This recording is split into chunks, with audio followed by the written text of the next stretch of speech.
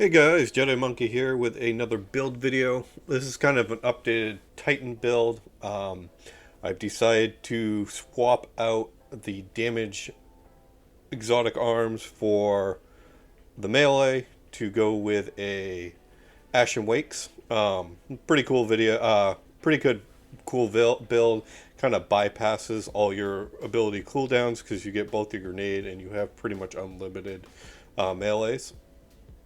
Feel free to check out the video and make sure to hit the like and subscribe button. Thank you very much.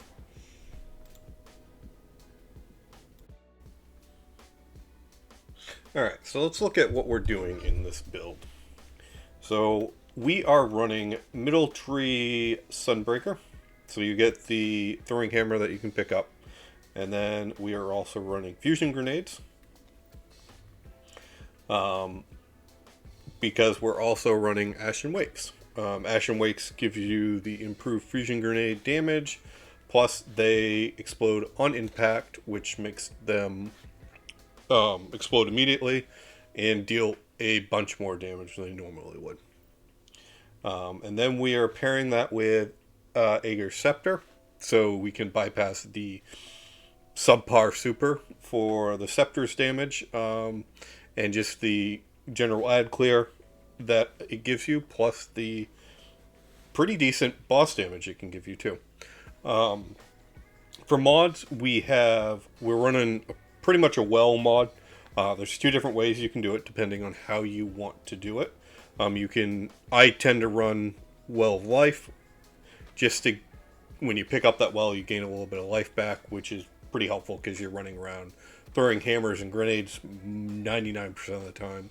So getting that little life back from all the wells you're making makes it you be able to move in and out of damage a lot better.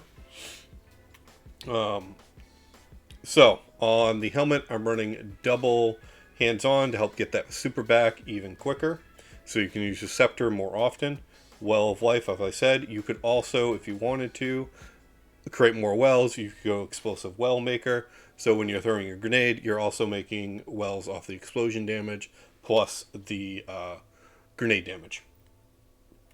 On the arms, we are running Thermoclastic Bloom, which is great for this build, and unfortunately it's going to go away at the end of the season, but for right now, it's really fun. Every time you get a melee kill, you drop an orb, again, helping you get your super back quicker. And then we're running Bountiful Wells here, causing more wells to drop whenever you drop wells. Super helpful, really good there. Then on your chest piece, I tend to run dampeners and melee resistance because you're in close to your enemies when you're dealing with melee.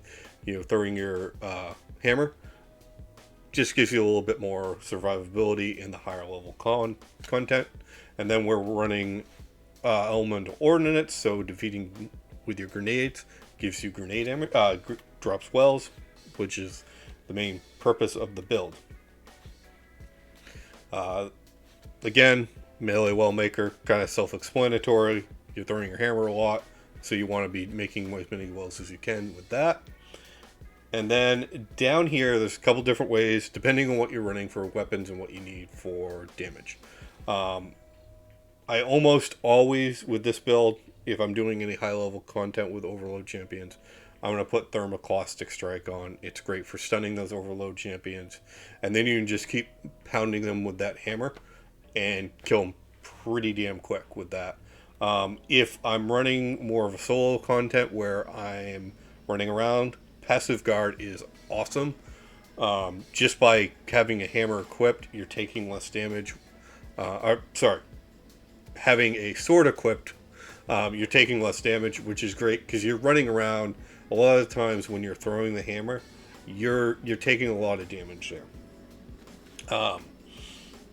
But with all this put together, and if you're getting more than every 2 kills with your grenade, is about 50% of your grenade energy back.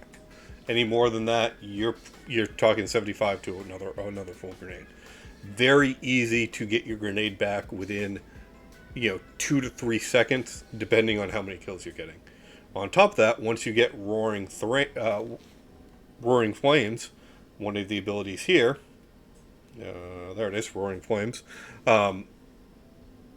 you're dealing a boatload of damage where you're able to take out majors and higher level enemies with that grenade much quicker. Now, you can go the other way with this build. Instead of Ashen Wake, go into Worm God Crest and a 1-2 shotgun, and use that to deal massive damage with a hammer. But I find using Ashen Wakes is a much better option than using something else. Because it's just great for the ad clear, it's great for bouncing around rooms, and yeah, it's awesome to one-shot a boss, but they're gonna nerf that at some point and take that down. I would expect you would see a nerf probably around when Witch-Queen comes out. They'll give us until the end of the season to play with it, but after that, you're not going to be able to use that anymore. So this is how the build works. The rest of this video is just me running through his strike. Nightfall on Master. So I had some champions. I just wanted to test it out and see how it worked. Actually, when I was running that Nightfall, I was also running a much lower discipline. I wasn't running the high discipline that I am now. I hadn't had my armor's masterwork because, frankly, I don't play on my Titan very much. So that was an early build. I'd get some better armor since I've actually put this video together.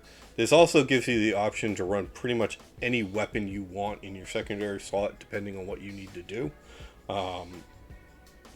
I have gone pretty much where I don't use it a lot. I use whatever I need for maybe an occasional champion mod in a thing. So Unstoppable if I need Unstoppable, Barrier if I need Barrier, whatever I need. But anything with Adrenaline Junkie can be really good because you are getting those grenade kills, which gives you Adrenaline Junkie ×5, or Swashbuckler, where you're throwing the hammer a lot. You have Swashbuckler ×5 almost all the time you have that weapon out. It can be really helpful. I hope you enjoyed the video. Please like and subscribe, and stay tuned for more Destiny build videos coming out soon. Thank you.